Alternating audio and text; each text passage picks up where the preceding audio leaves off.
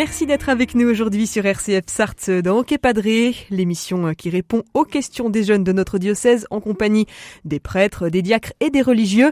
Et aujourd'hui, c'est de nouveau le père Paul Valentin qui est avec nous en studio. Bonjour mon père. Bonjour. Vous êtes le supérieur provincial de la congrégation de Sainte-Croix. Et on continue d'explorer avec vous les dons du Saint-Esprit, ces dons qui sont donnés par Dieu à la Pentecôte. On a évoqué ensemble déjà la sagesse, l'intelligence, et aujourd'hui, c'est le conseil qui nous occupe. Alors, qu'est-ce que ça veut dire tout simplement déjà, pour une petite définition pour nos auditeurs, qu'est-ce qu'on entend par le don de conseil ? Alors, le don de conseil, c'est vrai que habituellement, on est habitué à donner des conseils. Et pas à en recevoir. C'est moins agréable en général. Voilà, c'est ça. Eh bien, en fait, de la même manière que la sagesse, c'était un don de l'Esprit Saint qui nous permettait de comprendre la présence de Dieu à nos côtés comme un compagnon et donc de nous laisser transformer par la présence de Dieu. Le don du conseil, c'est le don du discernement de ce qui peut permettre, dans la présence de Dieu à nos côtés et aux côtés des autres, eh bien, en fait, d'agir, de penser, de parler ou de se taire, c'est-à-dire de comprendre un petit peu ce qu'il est bon de faire ou d'éviter de faire pour que cette présence de Dieu, elle continue d'être cultivée et connue autour de nous. Ça reste quand même assez compliqué peut-être déjà d'accepter de recevoir des conseils des autres, mais de se mettre dans une telle disposition du cœur, ça demande peut-être une certaine hygiène intérieure. Alors est-ce qu'il y a quelques grands textes qui peuvent nous y aider ? On pourrait parler de l'histoire de Daniel. Dans le livre de Daniel, chapitre 13, il est question d'une histoire qui prend, je crois que c'est la lecture la plus longue de l'année liturgique, et c'est une histoire assez, comme l'Ancien Testament nous en réserve un certain nombre, c'est-à-dire un petit peu romanesque. Il s'agit d'un homme qui avait épousé une femme qui s'appelait Suzanne et qui était très belle. Et puis cet homme avait une grande propriété, un jardin clos de murs. Et puis c'était un homme qui aimait la sagesse et donc qui faisait venir des anciens. Et puis les anciens avaient vu la fameuse Suzanne, la femme de cet homme, et s'en étaient épris, 2 anciens. Alors ils avaient veillé à l'heure où Suzanne était partie prendre son bain dans l'étang du jardin. Et puis, il la piège en fait en lui disant que si jamais elle ne se refuse à leurs avances, eh bien ils vont la dénoncer en disant qu'elle a couché avec un jeune homme qui est parti sans qu'il n'ait pu l'attraper. Et puis elle refuse quand même, puisqu'elle est chaste dans son cœur, donc elle refuse de se prêter à ce jeu ignoble, et donc les 2 anciens l'accusent devant le peuple, et comme ils sont anciens, leur parole a un certain poids. Et donc on commence à se faire sortir Suzanne pour la lapider. Mais comme on la conduisait à la mort, Dieu éveilla l'esprit de sainteté chez un tout jeune garçon nommé Daniel, qui se mit à crier d'une voix forte « Je suis innocent de la mort de cette femme ». Tout le peuple se tourna vers lui et on lui demanda « Que signifie cette parole que tu as prononcée ?» Alors, debout, au milieu du peuple, il leur dit « Fils d'Israël, vous êtes donc fous ? Sans interrogatoire, sans recherche de la vérité, vous avez condamné une fille d'Israël. Revenez au tribunal, car ces gens-là ont porté contre elle un faux témoignage. » Tout le peuple revint donc en hâte, et le collège des anciens dit à Daniel « Viens siéger au milieu de nous, et donne-nous tes explications, car Dieu a déjà fait de toi un ancien. » Alors voilà, c'est cette expression. Dieu a déjà fait de toi un ancien, c'est-à-dire un homme capable de conseiller les autres sur leur manière d'agir et de faire. Et c'est ce que va faire Daniel, et il va confondre les 2 anciens qui, eux, avaient finalement menti, et puis avaient en plus eu des sentiments qui n'étaient pas tout à fait ceux de la sagesse ou du conseil.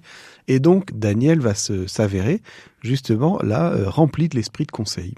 Et alors là aussi, par un petit subterfuge, en les interrogeant séparément, eh bien, il va leur faire avouer leurs mensonges. Et donc, ce don du conseil, sur la façon dont il faut agir pour honorer Dieu par notre vie, quoi. Ça veut dire d'une certaine manière, Père Paul Valentin, garder la tête froide en confiant ses réflexions à Dieu, quelque part. Garder la tête froide, confier ses réflexions à Dieu et surtout se laisser conduire par les mouvements de l'esprit. Alors c'est vrai que c'est pas simple parce que les mouvements de l'esprit, le souffle de l'Esprit Saint, Jésus nous dit lui-même, tu ne sais pas ni d'où il vient ni où il va. Et pourtant, l'Esprit Saint nous pousse, nous comme le vent qui pousse la voile d'un bateau. On le voit pas, on le sent pas, on sait pas toujours, mais ça nous met en mouvement. Alors c'est ça qui est pas très simple parce que on est là encore, on préférerait avoir une petite, une boussole ou une petite indication claire. Oui, voilà, c'est ça, quelque chose d'un peu concret avec il faut faire ça et pas ça. Mais en fait, la difficulté c'est que notre vie est plus complexe que de dire c'est un peu comme vous savez dans Tintin, Milou qui a le petit ange et le petit démon qui lui parlent. Bon bah, on a besoin effectivement de cette voix intérieure.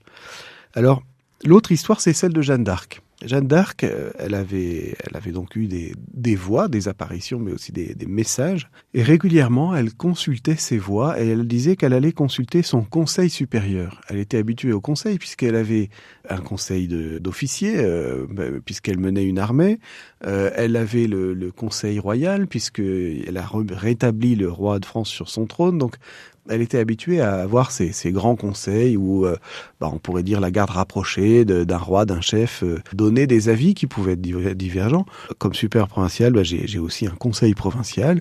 Et justement, dans ce conseil, il y a des voix qui chacun donne un éclairage sur un point précis ou d'une manière différente. Et quoi. Voilà, d'une façon un peu différente. Et puis on finit par après prendre les décisions qu'on espère être les bonnes, se laisser guider un petit peu par ces conseils. Alors, la vie spirituelle, c'est ça, c'est avoir cette capacité de reconnaître ce qui vient de l'Esprit Saint pour se laisser guider et aider finalement ceux qui nous entourent, le corps de l'Église, à se laisser guider par les mouvements du Saint-Esprit à travers les canaux qu'il utilise pour nous parler. Si je me permets de revenir juste sur l'exemple de Daniel dont vous parliez il y a quelques minutes, on voit c'est un tout jeune homme. Hein. Ça veut dire que le don du conseil, c'est différent ou pas de la maturité ? Enfin, comment est-ce qu'on peut définir ça ? C'est synonyme ? Ça se complète ? C'est pas forcément évident. On pourrait dire que le conseil n'attend pas le nombre des années comme la valeur finalement des personnes. Bon, alors oui, je crois que pour avoir côtoyé des adolescents pendant mes années de ministère en établissement scolaire, on est capable de voir que beaucoup de jeunes sont capables de paroles d'une grande sagesse, d'une grande intelligence, et qui sont d'une valeur importante dès lors qu'on accepte d'y reconnaître l'Esprit Saint qui les inspire et qui peut-être nous parle à travers leur voix. Dans ces cas-là, il y a peut-être un écueil après, c'est de se dire qu'on a le don du conseil, c'est après de se placer peut-être au-dessus des autres, et là, comme pour le cas du don de l'intelligence, de faire preuve d'orgueil. C'est un peu risqué aussi, là. Alors l'orgueil, évidemment, ce serait un écueil. Il faut être humble pour reconnaître qu'on a besoin du conseil.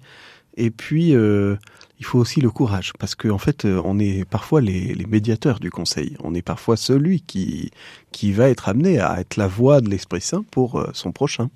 Et donc, il faut le courage.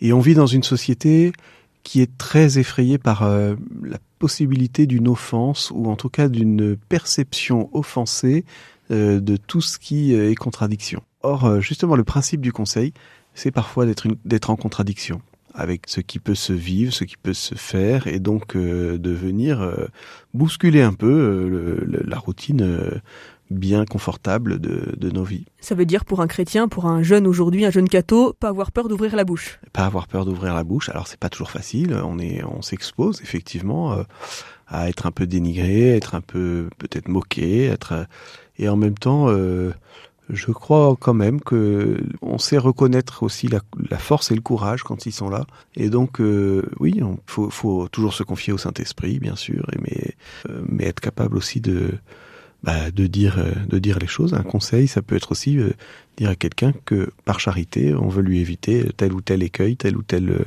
difficulté, tel ou tel péché. Et donc, pas toujours facile, mais en même temps très nécessaire. Y a-t-il un point que vous souhaiteriez ajouter, Père Paul Valentin, pour terminer ce petit topo, ou est-ce qu'on a, selon vous, fait le tour de ce joli don de l'Esprit Saint ? Eh bien, on pourrait simplement ajouter un tout petit point en disant que il y a beaucoup de choses qui passent bien avec l'humour. Et donc, avec le courage, peut-être qu'une petite dose d'humour peut faciliter aussi les paroles de conseil. Merci beaucoup, c'est bien noté. On vous retrouve très bientôt, Père Paul Valentin, pour un prochain topo sur les 7 dons de l'Esprit Saint. La semaine prochaine, c'est le Père Romuald qui sera avec nous. Nous, on se retrouve pour parler du don de la science. À très bientôt, merci. Merci beaucoup et au revoir.